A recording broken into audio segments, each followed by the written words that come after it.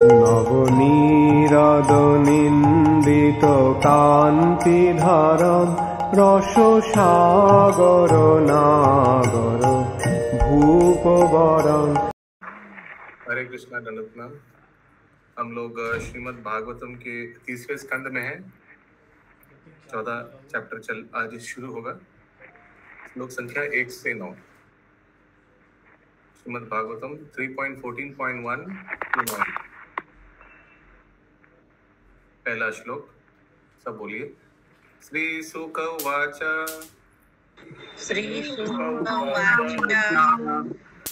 निशम्य कौशर विनोपवर्णितम्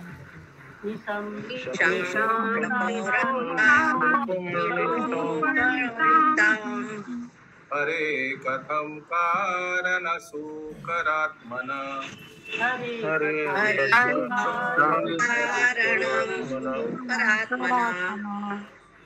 पुनः स प्राप्यच्छ समुदातंगले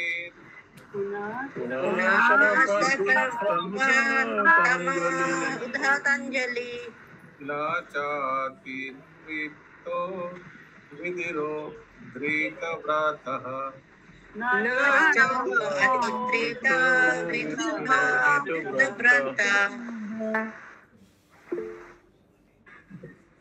यस पिंकी माता जी ओके हाँ बोलिए माता जी। अनुवाद। सुखदेव गोस्वामी ने कहा, महर्षि मैत्रेय से ब्रह्म रूप में भगवान के अवतार के विषय में सुनकर दृढ़ संकल्प विदुर ने हाथ जोड़कर उनसे भगवान के अगले दिव्य कार्यों के विषय में सुनने की प्रार्थना की, क्योंकि वे विदुर अब भी तुष्ट अनुभव नहीं कर रहे थे।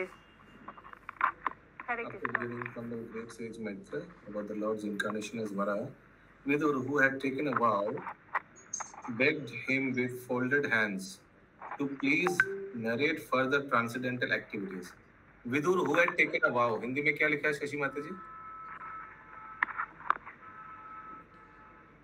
महर्षि मैत्रेय से वराह रूप में भगवान के अवतार के विषय में सुनकर दृढ़ संकल्प विदुर ने हाथ जोड़कर उनसे भगवान के अगले दिव्य कार्यों के विषय में सुनाने की प्रार्थना की। Vidur who had taken a vow, who had taken a vow, ये हिंदी में दिया हुआ है क्या? प्रतिज्ञा बद्ध। हाथ जोड़कर प्रभु, हाथ जोड़कर। ये folded hands तो ठीक है। Who had taken a vow, इसका हिंदी क्या दिया? दृढ़ संकल्प दिया प्रभु जी, दृढ़ संकल्प। Who had taken a vow, दृढ़ संकल्प लिया। दृढ़ संकल्प विदुर ने। दृढ़ संकल्प विदुर ने। विदुर ने। इंग्लिश में लिखा है who had taken a vow, क्या vow, क्या संकल्प?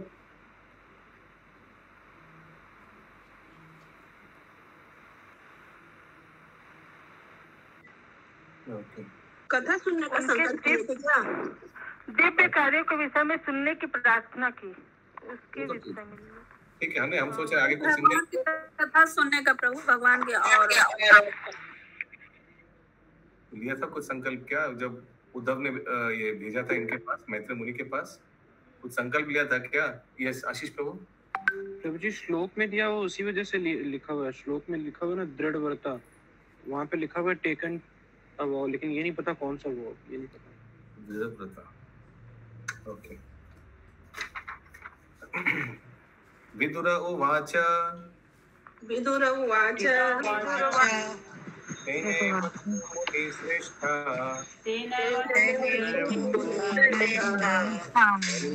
यज्ञमूर्तिना आदिदैत्यो हिरण्यक्षो अत एतानुशुश्रुमा।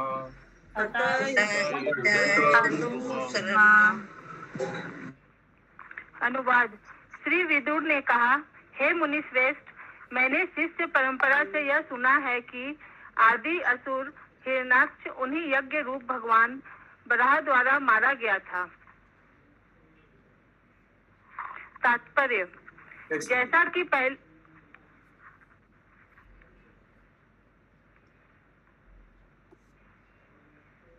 I have heard by disciplic succession that Hiranyaksh, the original demon, was slain by the same form of sacrifice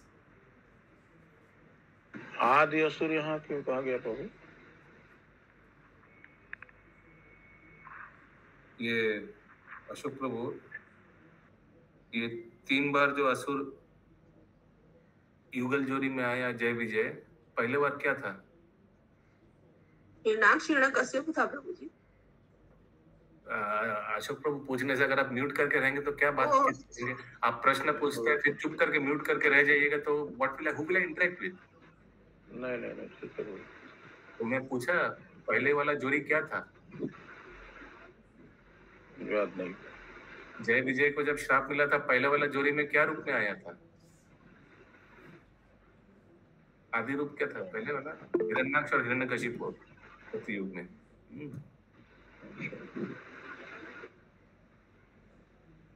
The original demon was slain by the same form of sacrifice. अभी तो सुना विदुर ने, अभी पूछ रहा है heard by disciplic section. Okay. Was slain by the same form of sacrifices. The person, same form of sacrifices. देखना पड़ेगा तात्पर्य में। यस विनीता माता जी, तात्पर्य जैसा कि पहले कहा जा चुका है, वराह अवतार 2 कल्पों में प्रकट हुआ था। स्वयंभू कल्प तथा चाक्षुष कल्प, दोनों ही कल्पों में भगवान का वराह अवतार हुआ था, किंतु स्वयंभू कल्प में उन्होंने ब्रह्मांड के जल के भीतर से पृथ्वी को उठाया था, जबकि चाक्षुष कल्प में उन्होंने प्रथम असुर हिरण्याक्ष का वध किया था। स्वयंभू कल्प में उन्होंने श्वेत रंग धारण किया था और चाक्षुष कल्प में लाल। कृष्णा, थोड़ा रुक जाइए, पहला वाला पॉइंट इंपॉर्टेंट है। तो हम बता रहे थे ना कि मारने के बाद फिर पानी से उठाया और पृथ्वी को अपने जगह पे रखा, लेकिन हमने दूसरा व्याख्या में पढ़ा है हिरण्याक्ष तो पृथ्वी को फेंक दिया था गर्भदक्ष सागर में। तो पहले आकर भगवान वराहदेव ने पहले पृथ्वी को उठाया और अपनी जगह पे रखा एक्सिस में, फिर उनसे फाइट किया। और फिर एक में लिखा था बहुत लंबा ये फाइट चला कोई एक कल्प में, और दूसरा कल्प में तो देखा ना आपने, कल बहुत आसानी से मार दिया, खत्म। यार विनीता माता जी, थोड़ा जब रुकने बोलेंगे तो तुरंत रुक जाना पड़ेगा, ठीक है? वो सेंटेंस कंप्लीट करने के लिए कोई दरकार नहीं है, यू कैन स्टॉप जस्ट। ठीक है। हरे कृष्णा प्रभु जी। यस कविता माता जी। यहाँ पे फर्स्ट पैरा में सुखदेव गोस्वामी ने महर्षि मैत्रेय से कहा है कि किसी और को बोल रहे हैं। आप बोलिए ना, सुखदेव गोस्वामी किनसे कहागा, किनसे बातचीत कर रहा है, किनको सुना रहा है भागवतम? मैत्रेय मुनि को? I think Vidura. वाह, बहुत सुंदर। वही नहीं तो पता, तभी तो प्रभु जी पूछ रहे हैं आपसे। इनको श्राप मिला था, 7 दिन में मृत्यु होने वाला है। Okay okay okay okay. तो ओके नहीं, किनको मिला था? परीक्षित महाराज। हाँ, परीक्षित मत बोलिए, कोई आपका दोस्त नहीं है Parikshit Maharaj. No I was going to say full name only. Yes Vinita माता जी। तो यहाँ पे प्रभु जी ये सुखदेव गोस्वामी और उनकी वार्तालाप हो रही है। उन्होंने बोल रहा है, सुखदेव गोस्वामी सुना रहा है परीक्षित महाराज को भागवतम, और भागवतम में वो कथा आता है ना जहाँ विदुर जी मैत्रेय मुनि से श्रवण कर रहे भगवान की लीला के बारे में। Okay, the main context is Sukhdev Goswami and Parikshit Maharaj over here. Yes okay. अभी सेकंड वाला श्लोक में देखिए, विदुर बोल रहे हैं। किन से बोल रहा है विदुर? विदुर जी मैत्रेय मुनि को बोल रहे हैं। ओके प्रभु जी। यस विनीता माता जी। विदुर ने पहले ही इनमें से एक के विषय में सुन रखा था और अब वे दूसरे के विषय में सुनने का प्रस्ताव कर रहे थे। हरे कृष्ण। ये दोनों एक के विषय में सुन रखा था, माने एक कल्प में वो स्वयंभू अभी चक्षुषा मनु के कल्प में सुन रहे हैं। अभी सेकंड वाला एडिशन, पहला वाला वर्जन सुन चुका था विदुर, उसीलिए देखिए अनुवाद में लिखा है I have heard by disciplic session, मैं सुना था। अभी दूसरा वाला एडिशन सुना। आगे विनीता माता जी। ये दोनों भिन्न भिन्न वर्णित अवतार एक ही पूर्ण पुरुषोत्तम भगवान है। हरे कृष्ण। और आशीष प्रभु, कल जो स्टोरी सुनाया मैत्रेय मुनि ने, वो कौन सा कल्प का था? हम लोग जो सुना पूरा ये दोनों में मारपीट दोनों का मिक्सचर था, इट वाज एब्सोल्युटली दोनों का मिक्सचर करके समराइजेशन बता दिया। Correct, yes. किसने हाथ उठाया? फिर हाथ उठा दिया, ठीक है। अगला श्लोक 3 नंबर।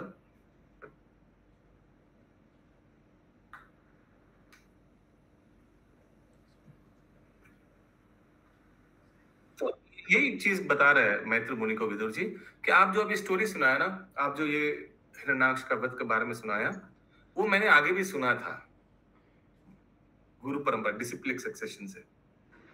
कितने दिनों की लीला रही प्रभु? लिखा नहीं है प्रभु जी। एक कल्प में पृथ्वी को रखे थे, एक कल्प में मारे थे। नहीं नहीं, पूरा पूरा हुआ था घटना। यहाँ पे लिखा हुआ ना, स्वयंभू कल्प में उन्होंने पृथ्वी को ऊपर उठाया था और चाक्षुष कल्प में असुर हिरण्याक्ष का वध किया था। पहले वध किया फिर उठाया, और दूसरा कल्प में पहले उठाया फिर वध किया। लेकिन पूरा ही स्टोरी, पूरा ही घटना हुआ था दोनों कल्प में। ऐसा नहीं कि एक कल्प में सिर्फ उठाया, अगले कल्प के लिए वेट किया फिर मारा, ऐसा नहीं। ठीक है। হরে কৃষ্ণ প্রভু। हरे প্রভু তাহলে তাহলে এখানে বলছে কি স্বয়ংভূ মন্বন্তরে তিনি ব্রহ্মাণ্ডকে আগে ব্রহ্মাণ্ডের জলের মধ্যে থেকে আগে পৃথিবীকে উদ্ধার করেছিলেন, তারপরে হিরণ্যাক্ষকে মেরেছিলেন। Yes correct. और एक चीज है दिया हुआ है, स्वयंभू मनु के समय उनका वर्ण क्या था? श्वेत वर्ण था, व्हाइट बोर, एंड दूसरा में रेड बोर। और उसीलिए रेड बोर, ठीक है, दूसरा में रेड बोर, ये दो फर्क बताया।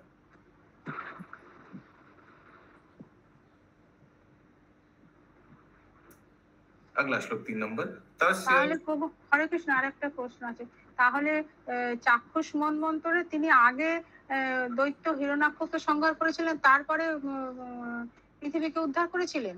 यस, আচ্ছা, ঠিক আছে। तस्य चोदरता शौनि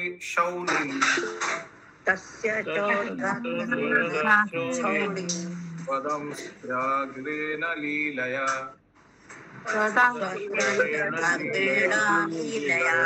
राजस्य च ब्रह्मन्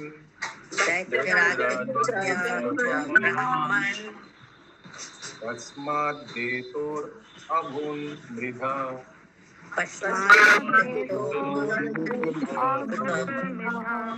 ये सुमना गौरंगी माता जी। प्रभु यहाँ पे चस्सु मनु और शंभु मनु, ये लोग दोनों तो मनु है, तो फिर कल्प क्यों बोला गया है? नहीं, अलग अलग कल्प में अलग अलग मनु आता है। कल्प नहीं बोला गया इधर। कल्प बोला गया था क्या? कल्प वर्ड यूज किया गया था। अलग अलग कल्प, मिलेनियम, स्वाम्भू कल्प और चाक्षुष कल्प, मिलेनियम दिया हुआ है, लिखा हुआ है। तो अलग अलग कल्प में अलग अलग मनु आया था, तो अलग अलग वर्जन हुआ है। फिर वो लीला बार बार तो इससे ये समझ में आ रहा है कि जैसे भगवान ने 2 बार अवतार लिया, 2 रूप में, एक बार श्वेतवरा में और एक बार रक्तवरा में, और फिर उन्होंने एक बार हिरण्याक्ष का वध किया एक कल्प में, और एक कल्प में उन्होंने पृथ्वी को उठाया। ऐसा है? हिरण्याक्ष का वध दोनों कल्प में ही हुआ है। एक में पहले पृथ्वी को उठाया, एक में बाद में पृथ्वी को उठाया। जैसे हम लोग को मालूम है 28वां मनवंतर में भगवान कृष्णचंद्र वृंदावन में आते हैं, ये हर एक कल्प के लिए। वैसे ही भरादेव भी आता है, वैसे नरसिंह लीला भी होता है बार बार। तो यहाँ पे 2 कल्प की लीला बताई गई है भगवान की। पहले कल्प तो सुन रखा था विदुर ने, सेकंड वाला बताया गया और थोड़ा समराइजेशन, इसलिए सेकंड वाला एग्जैक्टली नहीं बताया गया, थोड़ा समराइज करके बताया। ये कल आया था, ठीक है। ओके प्रभु। यस, शशि माता जी क्या बोल रहे थे आप? शशि माता जी कुछ बोल रहे थे? ओके, श्लोक हो गया ना? अनुवाद हो गया? नहीं, अनुवाद नहीं हुआ अभी। हे ब्राह्मण, जब भगवान अपनी लीला के रूप में पृथ्वी ऊपर उठा रहे थे, तब उस असुर राज तथा भगवान बराह के बीच युद्ध का क्या कारण था? हरे कृष्णा।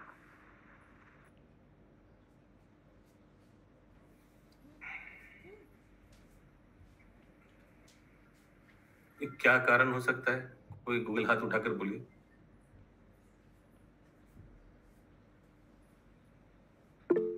यस नंद किशोर प्रभु। हरे कृष्ण प्रभु, ऐसा लगता है कि भगवान को जैसे विधि रस का आनंद लेना था, तो उसके लिए उन्होंने युद्ध के लिए एक तो करेक्ट हिरण्याक्ष ढूंढ रहा था किसी से फाइट करने के लिए ना। फिर नारद मुनि को पूछा था किन से फाइट करे, can I fight with you? Narad मुनि बोला नहीं नहीं नहीं नहीं, मैं नहीं, आप एक काम कीजिए, वहाँ विष्णु है, उनसे फाइट कीजिए। ऐसे ऐसे कुछ हुआ था घटना। ये सुमना गौरंगी माता जी। तो वो हो सकता है हिरण्याक्ष ने बहुत उधम इस तरह से मचा रखा होगा, भगवान तो इसीलिए अवतरित होते हैं। वो तो हिरण्य बड़ा भाई ने किया था, वो स्वर्ग लोक में उत्पाद। हिरण्याक्ष ने और एक काम किया, वो पृथ्वी को फेंक दिया था गर्भ सागर, वो भी है। अगला श्लोक 4 नंबर। श्रद्धानाया भक्तया ब्रूहि जन्म विस्तरम ऋषिणा तृप्यति मन कौतूहलम इमे। ये सुनीता उससे कोई बात नहीं तो मुझसे बाहर मत क्यों करेगी? प्रभु जी, ये 3 नंबर श्लोक में विदुर जी बोल रहे हैं ना, ब्राह्मण से पूछ रहे हैं ना, तो ब्राह्मण मैत्री मुनि को बोला जा रहा है ना? हाँ, मैत्री मुनि को। यस सरोज माता जी म्यूट में रहिए। यस विनीता माता जी। मेरा मन अत्यधिक जिज्ञासु बन चुका है, अतएव भगवान के आविर्भाव की कथा सुनकर मुझे तुष्टि नहीं हो रही है, इसीलिए आप इस श्रद्धावान भक्त से और अधिक कहें। तात्पर्य जो पढ़े yes. जो वास्तव में श्रद्धावान तथा जिज्ञासु होता है, वही भगवान के आविर्भाव तथा तिरोभाव की दिव्य लीलाएं सुनने के लिए सुपात्र है। विदुर ऐसे दिव्य संदेशों को ग्रहण करने के उपयुक्त पात्र थे। हरे कृष्णा।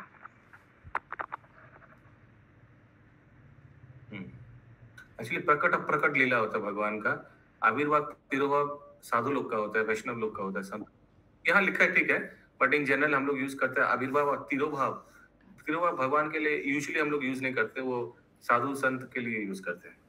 और हम लोग के लिए, बद्ध जीव के लिए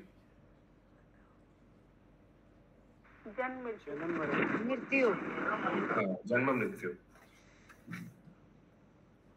मैत्र उवाच साधुवीर त्वया पृष्टम्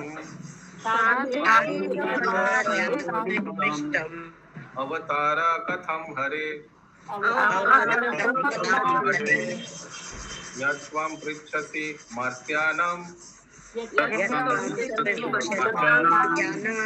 मृत्युपाशविततनिम्।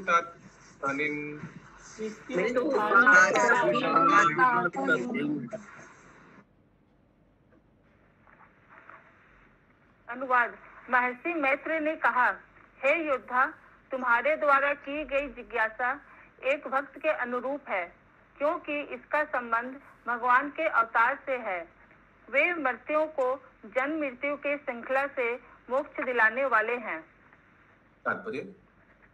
तात्पर्य महर्षि मैत्रेय ने विदुर को योद्धा के रूप में संबोधित किया, क्योंकि वे न केवल कुरुवंश से संबंधित थे, अपितु बराह तथा नरसिंह अवतार में भगवान के वीरतापूर्ण कार्यों के विषय में सुनने के लिए उत्सुक थे। चूंकि ये जिज्ञासाएं भगवान के विषय में थी, इसीलिए वे एक भक्त के सर्वथा अनुकूल थी। भक्त को अन्य किसी संसारी कथा सुनने में कोई रुचि नहीं रहती। वैसे संसारी युद्ध की अनेक कथाएं हैं, किंतु भक्त इन्हें सुनने के लिए उन्मुक्त नहीं होता।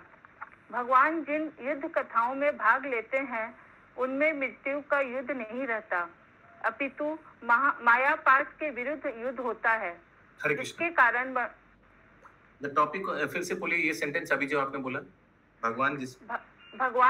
भगवान जिन युद्ध कथाओं में भाग लेते हैं, उन्हें मृत्यु का युद्ध नहीं रहता, अपितु माया पाश के विरुद्ध युद्ध होता है।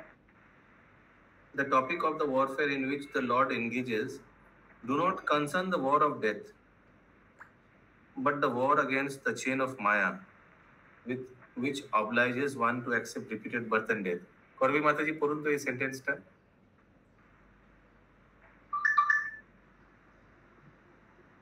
ভগবান যে যুদ্ধে প্রবৃত্ত হন তা মৃত্যুর যুদ্ধ নয়, পক্ষান্তরে তা হচ্ছে জীবের জন্ম মৃত্যুর পুনরাবৃত্তির বন্ধন সৃষ্টিকারী মায়ার বিরুদ্ধে যুদ্ধ।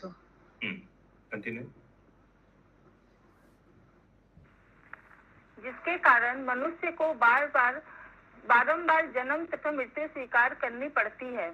दूसरे शब्दों में, जो व्यक्ति भगवान की युद्ध कथाओं के सुनने में आनंद प्राप्त करता है वह जन्म मृत्यु के पास से मुक्त हो जाता है। मूर्ख लोग कुरुक्षेत्र के युद्ध में कृष्ण के सम्मिलित होने के विषय में संदेह करते हैं, क्योंकि वे यह नहीं जानते कि उनमें भाग लेने से उन लोगों की मुक्ति सुनिश्चित हो गई थी जो युद्ध भूमि में उपस्थित थे। कृष्णदेव ने कहा कि कुरुक्षेत्र के युद्ध भूमि में उपस्थित सारे लोगों को मृत्यु के बाद उन्हें अपने मूल आध्यात्मिक शरीर प्राप्त हो गए। अतएव भगवान की युद्ध कथाओं का सुनना अन्य किसी भक्त के लिए समान है, अन्य किसी भक्ति के ही समान है। हरे कृष्णा। हरे कृष्ण। तो भगवान जिनको मारेगा उनका भी मुक्ति हो जाएगा। तो ये भी एक डिवोशनल सर्विस है, भगवान का युद्ध के बारे में श्रवण करना। अभी हिरण्यकश और हिरण्यकशिपु के बारे में सुना हम लोग, युद्ध हुआ दोनों में, और दोनों का कथाफल भी हम लोग सुना ना, लास्ट में था कथाफल। तो ऐसे इसको, ये कोई साधारण यूक्रेन वर्सेस रशिया नहीं है, कोई जड़ जागतिक युद्ध नहीं है, ये भगवान का युद्ध है। वो श्रवण भी भक्ति में ही आएगा। ये संगनी श्याम प्रेम माता जी। यस प्रभु, जो लिखा है, भीष्म देव ने कहा है कि कुरुक्षेत्र की युद्ध भूमि में उपस्थित सारे लोगों के मृत्यु के बाद उन्हें अपने मूल आध्यात्मिक शरीर प्राप्त हो गए। तो किससे बोले थे प्रभु ये भीष्म देव? ये युधिष्ठिर महाराज को बोला था। लास्ट में जब भगवान कृष्ण ने युधिष्ठिर महाराज जब सब त्याग करके युद्ध के बाद तब हताश हो गए थे ना, इतना लोग मारे गए, सब त्याग करके चले जाएंगे, तो भगवान को मालूम था हम इसको समझा नहीं पाएंगे, अरे बहुत वैराग्य आ गया। तो किनके पास लेके गया था? भीष्म पितामह जी के पास ले गया था। तो उन्होंने युधिष्ठिर महाराज को बहुत अच्छा नीति सिखाया, बहुत अच्छा उपदेश दिया, उसमें से यही है एक। ओके प्रभु। बाद में ये भी बताया कि देखो तुमको जो लेकर आया हमारे पास शिक्षा देने के लिए, वो सब कुछ जानता है, वही ब्रह्मांड का सृष्टि करता है, पालन करता, प्रलय करता है। हाँ, जो लेकर आया है उनको साधन मत समझना। अगला श्लोक 6 नंबर। ययो न पदा पुत्रो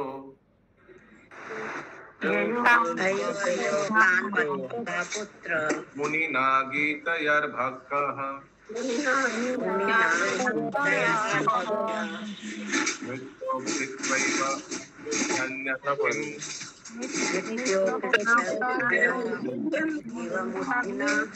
आरुरोह हरे पदम्।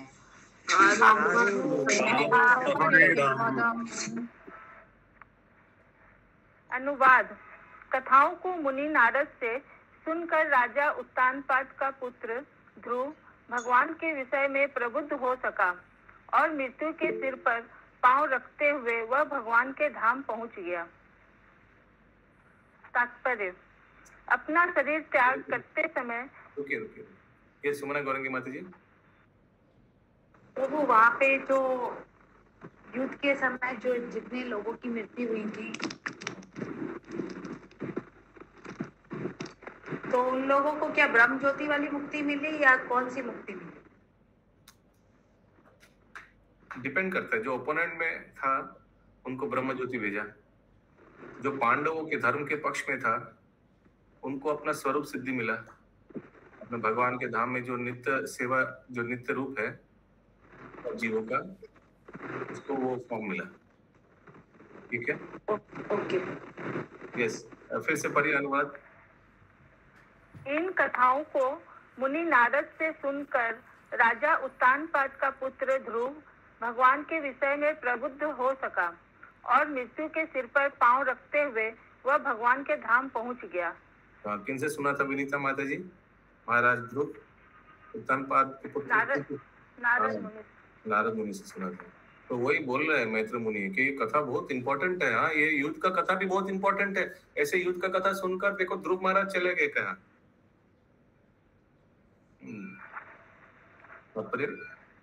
तात्पर्य, अपना शरीर त्याग करते समय राजा उत्तानपाद के पुत्र महाराज ध्रुव के पास सुनंद तथा अन्य पुरुष आए, जिन्होंने भगवत धाम में उनका स्वागत किया। उन्होंने अल्पायु में, जब वे बालक ही थे, इस संसार को त्याग दिया था। यद्यपि उन्होंने अपने पिता का सिंहासन प्राप्त कर लिया था और उनके अपने कई पुत्र भी थे। चूंकि उन्हें इस संसार को छोड़ना था, इसीलिए मृत्यु उनकी प्रतीक्षा कर रही थी, किंतु उन्होंने मृत्यु की परवाह नहीं की और वे उसी शरीर सहित एक आध्यात्मिक विमान पर आरूढ़ होकर उन महर्षि नारद की संगति के कारण सीधे विष्णु लोक पहुँचे, जिन्होंने उन्हें भगवान की लीलाएं सुनाई थी। हरे कृष्ण। तो मृत्यु सामने आ गया, लेकिन मृत्यु के सर पर पैर रखकर विमान में चढ़ गया। हरे कृष्णा। आप लोग कल्पना कर पा रहे हैं ध्रुव महाराज का? उम्र हो गया था जाने का समय, फिर उम्र नहीं हुआ था, ज्यादा यंग था, लेकिन फिर भी मृत्यु के समय क्या किया? ध्रुव लोक से डायरेक्ट भागते गोलोक, फ्रॉम ध्रुव लोक टू गोलोक। हरे कृष्ण प्रभु। প্রথম লাইনটা, মহারাজ উত্তানপাদের পুত্র ধ্রুব মহারাজ তার দেহত্যাগের সময় সুনন্দ আদি ভগবত পার্শ্বদগণ কর্তৃক ভগবত ধামে নীত হয়েছিলেন বলতে কি বোঝাচ্ছে? तो नीचे एस्चिलेन, please sir, please come to Golok Vrindavan, आपका समय हो गया है। पहले ध्रुव लोक में भेजा था उन लोगों, उनको ध्रुव लोक चाहिए था, बड़ा राज्य चाहिए था, लेकिन मृत्यु के समय ध्रुव महाराज को लेने आया। सोचिए, भगवान ने भेजा इनविटेशन, माने प्लीज कम, टाइम हो गया। वहां मृत्यु भी पहुंच गया था, लेकिन मृत्यु के साथ नहीं गया। ध्रुव महाराज भगवान के धाम गया। यस विनीता माता जी, म्यूट में आप। प्रभु जी, यहाँ पे सुनंद कौन है? सुनंद कोई होगा, अटेंडेंट फ्रॉम वैकुंठा। यस संगीत श्याम की माता जी, विष्णु के दूत। प्रभु आप प्रभु जी बोल रहे हैं ना कि नारद मुनि कौन सा कहानी सुनाए थे? हिरण्याकश्यपु का? महाभारत तो नहीं हुआ था ना उस समय?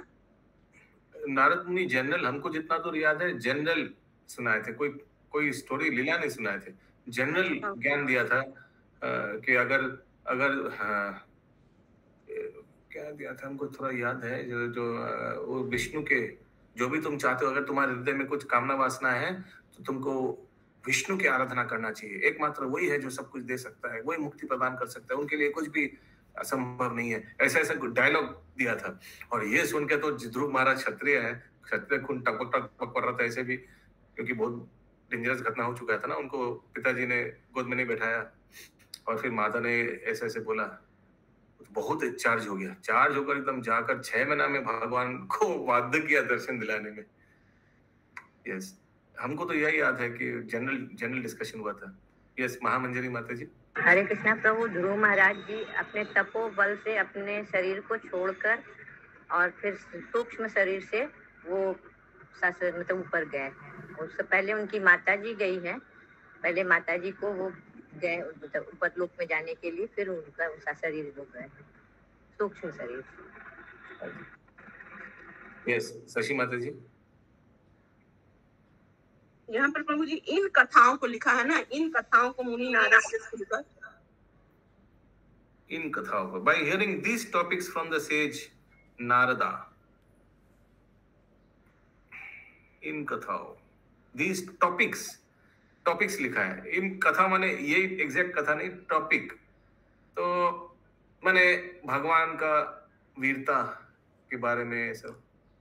लेकिन वही मुझे याद जितना आ रहा है उतना ही बोला। नारद मुनि और भी कुछ बोला होगा, but as far as I remember Narada मुनि ने कोई भगवान का लीला के बारे में तो श्रवण नहीं किया था भागवतम के अनुसार। हरे कृष्णा प्रभु जी, हर कल्प में भगवान का लीला होते रह रहा है ना, तो इसीलिए नारद जी सबको मिलाकर कुछ उनको ज्ञान देने के लिए बताए होंगे। यस, जिनका कोई यहाँ पे लिखा प्रभु जी उसी शरीर सहित वो आध्यात्मिक विमान पर चढ़े। तो जो शरीर था उनका उसी तो हाँ, शरीर गए थे माता जी, सूक्ष्म शरीर से नहीं गए थे, ये हम भी सुने थे, पढ़े हुए थे। जिनका कोई और नहीं यहाँ पे लिखा है ना, उन्होंने अल्पायु में जब वे बालक थे, इस जिनका कोई संसार नहीं को होता त्याग है दिया उसके लिए कल्प होता है, और जिनका कोई नहीं होता है उसके लिए और एक चीज है, अचिंत शक्ति। ये दो चीज का सहारा हम लोग कभी भी ले सकते हैं। हरे कृष्णा। यस प्रभु जी। माता जी। हाँ प्रभु जी, लिखा है ना कि जब उन्होंने अल्पायु में जब बालक ही थे तो इस संसार को त्याग दिया था। तो फिर एक जगह लिखा है कि उन्होंने मतलब अपने पिताजी का सिंहासन भी प्राप्त किया था। तो मतलब सूक्ष्म और स्थूल शरीर का बात हो रहा है क्या? नहीं, घटना अभी स्थूल शरीर सूक्ष्म शरीर मत लगिए। वो भगवान उनको दर्शन देने के बाद उनका मृत्यु हो गया था क्या? नहीं, उनको बड़ा राज्य मिला। संसार त्याग का बात दिखा रहा। 30,000 साल तक तो राज्य किए थे प्रभु। हाँ, वो बात किया जा रहा है। सूक्ष्म शरीर कहाँ आ रहे हैं ये सब आलोचना में? अभी मृत्यु नहीं हुआ। जैसे माता जी जो बोल रही हैं सूक्ष्म शरीर, वो उसको हम नहीं बोल रहे हैं माता जी। यहाँ पे लिखा है ना, वे अल्प आयु में थे जब वे बालक थे तो इस संसार को त्याग दिया था। मतलब क्या मतलब जैसे भौतिक संसार इच्छाओं माने ये सब, यद्यपि उनको बड़ा राज्य मिल गया था, उनका बच्चे लोग भी बहुत था, और लेकिन फिर उनका उम्र भी उतना हुआ नहीं था। उस समय आयु बहुत लंबा होता था, यही समझना है, ठीक है? इसमें ज्यादा दिमाग मत लगे कौन सा आयु में ध्रुव महाराज किया, इसके लेकर का कोई बहुत अच्छा है। हाँ, तो it is not that important उसको उसमें डिक करना है कितना आयु में, कौन सा शरीर में ध्रुव महाराज गया था। इससे अच्छा कि आगे और बढ़ाए भागवतम कथा को। हरे कृष्ण। हुआ है, बाकी अगर आप खोद के निकालने के प्रयास भी करेंगे मेरे से तो नहीं निकलेगा। आपको जितना दिखाई दे रहा है तात्पर्य में बुक में, उतना मुझे भी दिखाई दे रहा है। अभी कौन से शरीर में गया बोले ना कि ज्यादा इतना 1000 साल राज की एक तरफ बता रहा बालक में नारद मुनि ने सुनाया था, वो आपको भी जितना दिखाई दे रहा है उतना मुझे भी दिखाई दे रहा है। ये आपको समझना है। पहले नहीं कर रहा था इसीलिए पूछा। यहाँ सुपरमैन बैठा नहीं हूँ मैं, जस्ट आपके जैसे स्टूडेंट हूँ। प्रभुपाद जी हम लोग का शिक्षा गुरु है। ओके, हरे कृष्ण प्रभु जी। हरे कृष्ण, धन्यवाद, प्रणाम प्रभु जी। प्रभु जी, यहाँ लिखा है कि ध्रुव महाराज अपने पिता का सिंहासन प्राप्त कर लिया था और उनके अपने कई पुत्र भी थे। तो उत्तानपाद के पुत्र के बारे में लिखा है कि ध्रुव महाराज के कई पुत्र थे। ध्रुव महाराज के कई पुत्र। यस, विनीता माता। प्रभु श्लोका होगा और एक बात बाकी पढ़ी उसके बाद से। अपना शरीर त्याग करते समय राजा उत्तानपाद के पुत्र महाराज ध्रुव के पास सुनंद तथा वो रेखा माता जहाँ तक बोले उनके अपना पुत्र भी थे उसके बाद। यद्यपि उन्होंने अपने पिता का सिंहासन प्राप्त कर लिया था और उनके अपने कई पुत्र भी थे, क्योंकि उन्हें इस संसार को छोड़ना था, अतएव मृत्यु उनकी प्रतीक्षा कर रही थी। किंतु इन्होंने मृत्यु की परवाह नहीं की और वे उसी शरीर सहित एक आध्यात्मिक विमान पर आरूढ़ होकर उन महर्षि नारद की संगति के कारण सीधे विष्णु लोक पहुँचे, जिन्होंने उन्हें भगवान है इस पैरा में कि भक्त का क्या गुण है, ये ज्यादा इम्पोर्टेंट है। इसमें कोई चर्चा नहीं हो रहा है। हाँ, कि देखिए भक्त का लिए मृत्यु आया क्योंकि उनका उम्र हो गया, तो मृत्यु भी आया। मृत्यु तो अपना ड्यूटी करेगा, इसका उम्र हो गया, आयु हो गया लेने के लिए। लेकिन उसी मृत्यु को क्या हिम्मत, सोचिए भक्त का कितना क्षमता हो जाता है कि वो मृत्यु के सर पे पैर रख के विमान में चढ़ा। वो क्या ऑडेसिटी, बांग्ला में क्या बोलता है कि आस्पर्धा, सोचिए। हरे कृष्ण प्रभु, भगवान जिसको अपना लेते हैं उसके लिए तो कुछ भी बात नहीं सुना जाता है। भगवान अपना मान लेते हैं तो उनको तो अपना पुत्र ही कैसे मानते थे भगवान। और एक श्लोक में आता है मुक्ति कृतांजलि, भक्त के लिए मुक्ति दरवाजे के बाहर खड़े रहते हैं। मुक्ति 5 प्रकार के मुक्ति, प्लीज मेरे को लेंगे आप? मैं सालुक्य हूँ, कोई बोलता है मैं शाष्टी हूँ, मैं सारूप्य हूँ, मेरे को लेने से आपको भी चतुर्भुज रूप मिल जाएगा। भक्त क्या बोलता है? भक्त उधर देखता ही नहीं, लिस्ट इंटरेस्ट, वो अपना सेवा में, माला सेवा में व्यस्त है। हरे कृष्णा, ठीक है, या कुछ भी सेवा में। अनुवाद के अनुसार प्रभु नारद मुनि की तरह उनको भी 100 शरीर जाने के लिए योग्यता अर्जित हुई थी। फिर से बोलिए, अब बोल के म्यूट मत करिएगा प्लीज। अब आवाज होता है इसलिए करते हैं। नहीं आवाज नहीं आ रहा है। बोले कि नारद मुनि जिस तरह सशरीर कहीं भी उपस्थित हो जाते थे, तो उस तरह इन्होंने शक्ति अपनी भक्ति के द्वारा शक्ति अर्जित की थी, तभी तो जा पाए। नहीं, नारद मुनि का स्पेशल, उनको तो श्राप मिला था, दक्ष ने श्राप दिया था, एक जगह रह नहीं पाओगे ज्यादा देर, तो वो शरीर सशरीर जाते थे ना। हाँ, सब लोकों में जाते थे सशरीर, उस तरह ये भी सशरीर गए हैं, लिखा हुआ है। जिस भगवान के धाम गए हैं, खत्म हो गया। हाँ, भगवान के धाम ले लिया, अपने धाम में भगवान, जैसे कोई भी जीव को ले लेते हैं भगवान, जब भक्ति में वो श्रेष्ठता प्राप्त करता है। अगला श्लोक 7 नंबर। अथात्रापि ति हसो अयम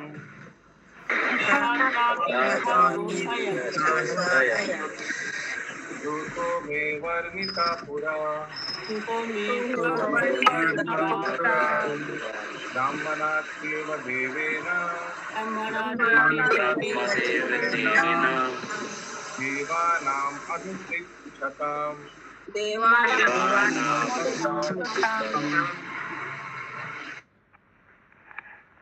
वो हमको कालिया का ये प्रश्न याद आ गया, वो कालिया का प्रश्न याद है आप लोग? मनोरंजन प्रभु एक दिन हम लोग की इधर आता, बहुत साल आगे, प्राय आज से 10-15 साल आगे कथा बोल रहा था जगन्नाथ लीला का, और फिर हमारे यहाँ एक मृदंग बजाते थे कालिया, वो उन्होंने बोला था जगन्नाथ 56 भोग लगाता है डेली, उसमें कितना क्विंटल राइस लगता है आपको मालूम है? फिर प्रभु ने बोला हमको तो मालूम नहीं है। अच्छा, फिर पौंडी विजय का समय कितना टाइम होता है मालूम है? प्रभु बोला हमको भी मालूम नहीं है। नहीं तो मालूम नहीं है। फिर बोला अच्छा, भगवान कृष्ण के हाथ में बांसुरी कौन दिया है मालूम है? अभी प्रभु गया खेपे। प्रभु बहुत गुस्सा हो गया था, मुझे याद है ना।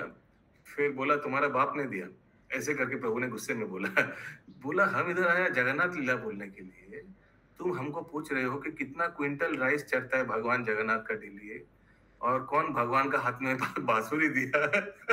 तो ये पूछ रहे हो तुम हमसे पूछो कि कैसे हमारा जप अच्छा हो, कैसे भक्ति में मन लगे, हाँ ये सब पूछो।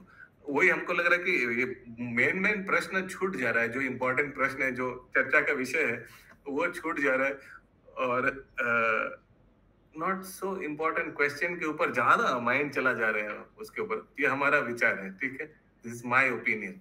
यद्यपि प्रश्न कीजिए, I am absolutely fine with it, but I think ये प्रभु जी मैं जो पूछी थी दोनों विरोधाभास था, इसलिए मैं पूछी थी। नहीं मैं ऐसे एक तरफ अल्पाइन में मृत्यु, एक तरफ प्रश्न के लिए नहीं बता रहा हूँ, मैं इन जनरल बता रहा हूँ। मेरे को लगा इम्पोर्टेंट मुद्दा डिस्कस नहीं हुआ, उसके ऊपर किसी का प्रश्न नहीं था कि मृत्यु के सर पे पैर रखकर उन्होंने विमान में चढ़ा। हाँ, कोई पूछा नहीं, यमराज इतना छोटा हो गया भक्त के सामने। हाँ, वहाँ तो बाद में पहुंचे प्रभु, पहले उस समय अटक गया था। यस, फिर अभी 9 नंबर चालू होगा।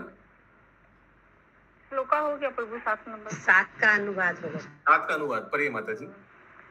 बराह रूप भगवान तथा हिरण्याक्ष असुर के मध्य युद्ध का यह इतिहास मैंने बहुत वर्षों पूर्व तब सुना था, जब यह देवताओं के अग्रणी ब्रह्मा द्वारा अन्य देवताओं के पूछे जाने पर वर्णन किया गया था।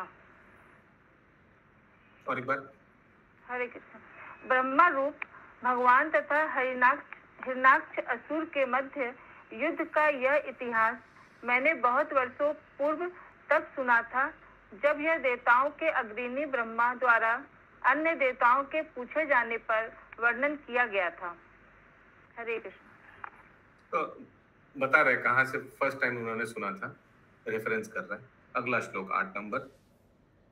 दितिर्दक्षयनी शतर। हरे कृष्ण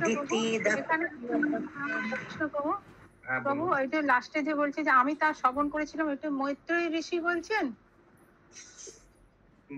এটা বিদুর বলছেন। ও আচ্ছা, विदुर। यस आशीष प्रभु जी, इससे पहले तो मैत्रेय वाचा चल रहा था, तो मैत्रेय ऋषि होना चाहिए। मैत्रेय था क्या? विदुर ने बोला ना, हमने सुना था ये चीज आगे। विदुर 2 नंबर श्लोक देखिए, 2 नंबर विदुर चल रहा है, विदुर वाचा चल रहा है। वो 5 नंबर श्लोका में मैत्रेय मुनि है। मैत्र मुनि था क्या 5 नंबर? मैत्र मुनि, अच्छा यस प्रभु जी, मैत्रेय मुनि। ओ अच्छा, मैत्र मुनि फिर रेफरेंस दे रहा है, मैंने इनको सुना था ब्रह्मा जी से। ठीक है, सही बोला आपने आशीष प्रभु। यस, তাহলে ওটা আমি বলতে মৈত্রেয় মুনিকে বোঝাচ্ছে তো? আচ্ছা ঠিক আছে, करेक्ट। मैत्र मुनि ने ब्रह्मा जी से सुना था आगे। আচ্ছা ঠিক আছে। 8 नंबर श्लोक। दितिर दक्षयनी शत्त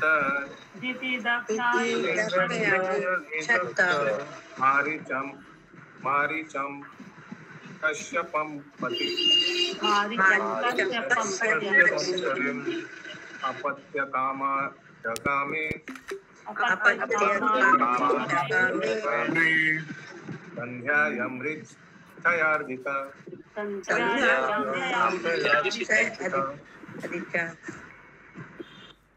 अनुवाद। दक्ष कन्या दीति ने कामेच्छा से पीड़ित होकर संध्या के समय अपने पति मरीचि पुत्र कश्यप से संतान उत्पन्न करने के उद्देश्य से संभोग करने के लिए प्रार्थना की। और एक बार स्लोली। दक्ष कन्या दीति ने कामेच्छा से पीड़ित होकर संध्या के समय अपने पति मरीचि पुत्र कश्यप से संतान उत्पन्न करने के उद्देश्य से संभोग करने के लिए प्रार्थना की। ठीक है। इस्त्वाग्नि जीवम, माता जी बहुत ये बैकग्राउंड साउंड है, अभी आप म्यूट किया तो बहुत शांति लग रहा है। इस्त्वाग्नि जीवम पायसा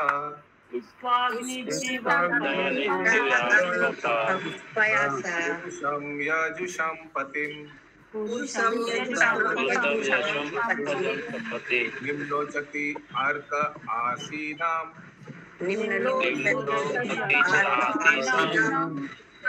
अग्नि अगारे समाहितम।